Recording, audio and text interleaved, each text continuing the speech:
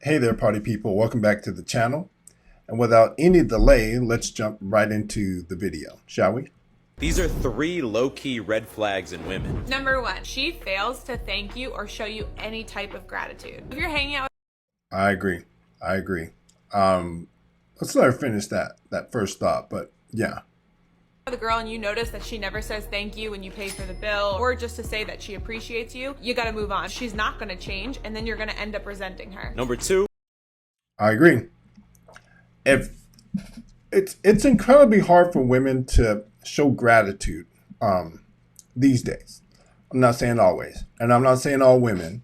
So when we say women, we're speaking in general, but there are women that are very good at heaping praise onto people who do things for them.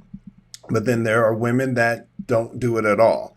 And women who don't say thank you and don't say please and aren't polite, you got to move on, because people who are really appreciative of the things that you do for them, those people really are into you.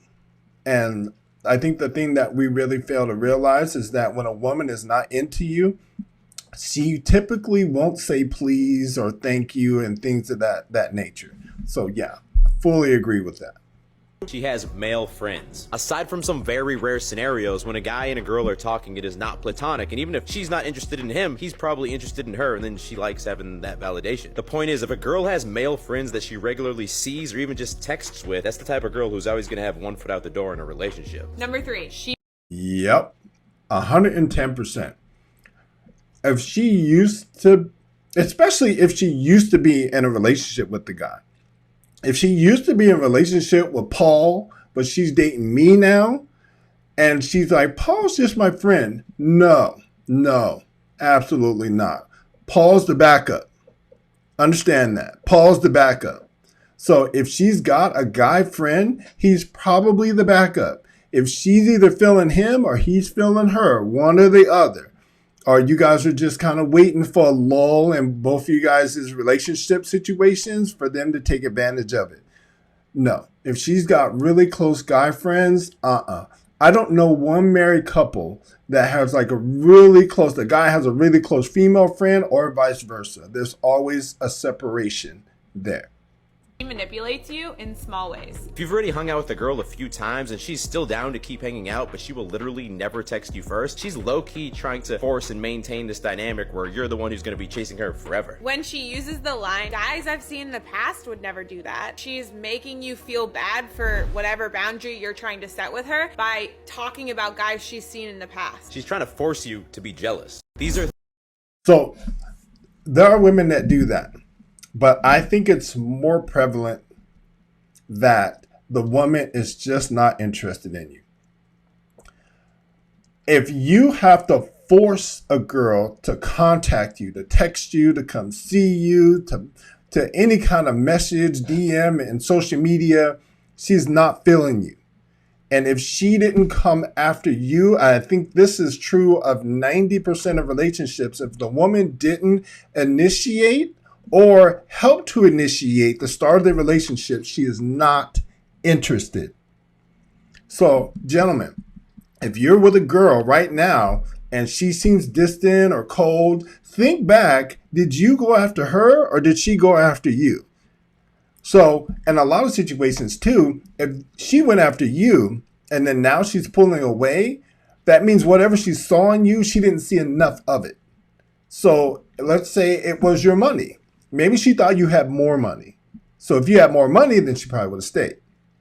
Maybe it was you being polite and kind. Maybe you were so polite and kind to her that attracted her to you. But then when she got with you, you're mean to people. You're standoffish with people. So she doesn't like that. So whatever it was that made her draw back, it means that it wasn't enough of it for her to stay.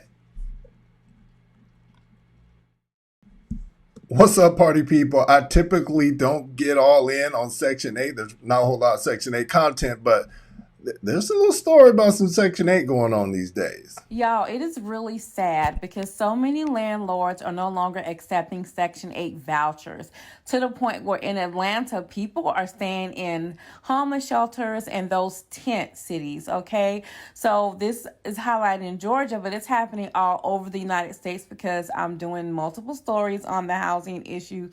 Period. It's going to be in the playlist. Let's click below if you're on TikTok.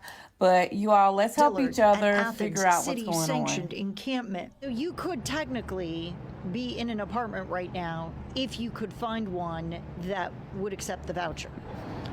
Yes. Both have been approved for the rental assistance program, but neither can find a landlord that will accept it. I had my voucher since December. Yvonne was approved more than a year ago. Both say they were given outdated lists of potential properties to try.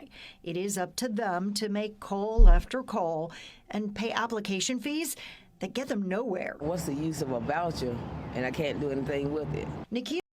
So there you go, ladies and gentlemen. Quick video, but what do you guys think about landlords no longer taking Section 8 vouchers? I don't know a whole lot about it. I might do a little more research, but how do you guys feel about that? Section 8 vouchers are no longer being accepted. Is EBT next? Shut your mouth. What's up, party people? What are the benefits to having a poly relationship?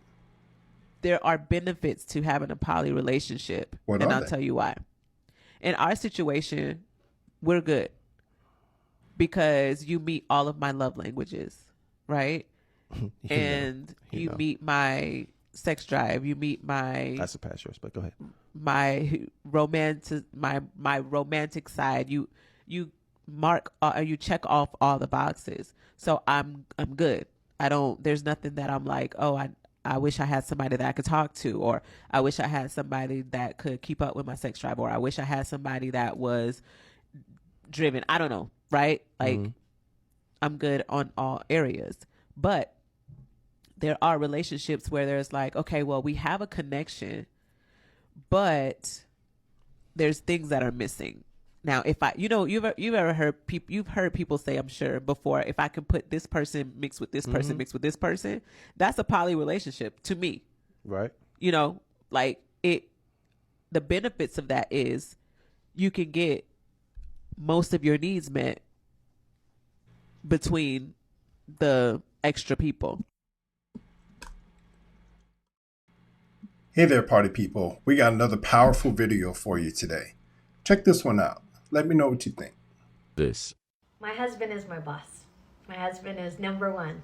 If my husband tells me, hey, sit down, I'll sit down. If he tells me you can't go out with your friends today, I'm not going to go out with my friends. If he says, hey, go wash this dish for me, I'm going to go wash the dish for him.